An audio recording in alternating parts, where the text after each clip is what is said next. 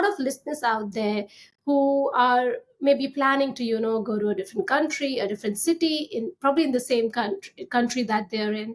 It takes a lot. What has been, if you're happy to share, maybe a challenging time during that, growing days of yours, and that left a really lasting impression of you of any sorts?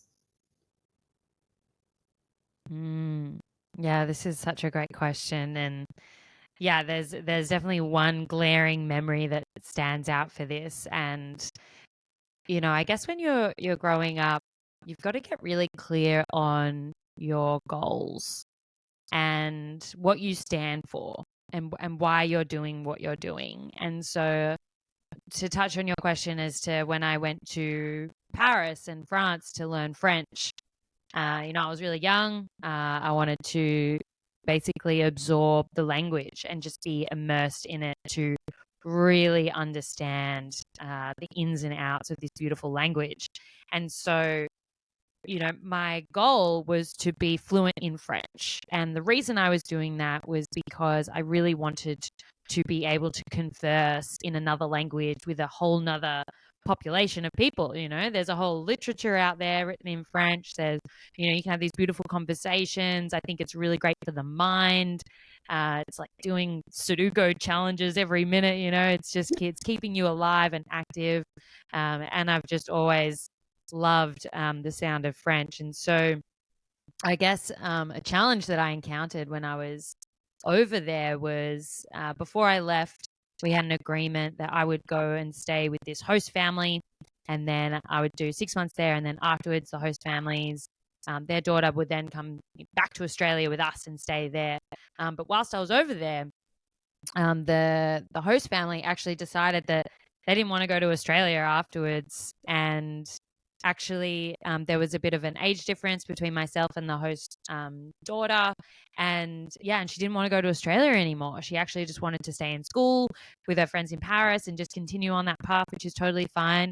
But they wanted to end the exchange early. So after a month, they Oh were like, no. this is it. I was like, oh, whoa, like I still have like 5 months. Like I don't have anywhere else to live. And it's moments like that where you Oh come back no. to, like, why am I doing what I'm doing? Like, I'm here to learn French.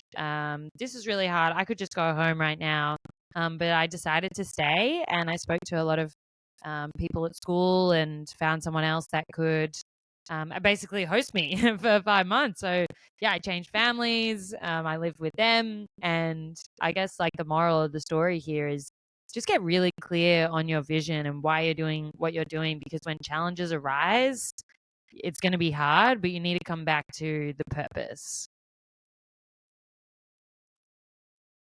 My God, I think you have touched upon such a real and a deep and a very, very challenging situation. And I'm really, really glad that, you were very clear about your goals, your why, and you had the courage to kind of, take that step, that to stay back, to look for other options. And I know that you didn't have a lot of time to do that. And I can definitely feel how it feels to be, not having a home and kind of, you need to look for a home ASAP, because I was currently in that situation. So I can definitely feel that and understand that how challenging it is.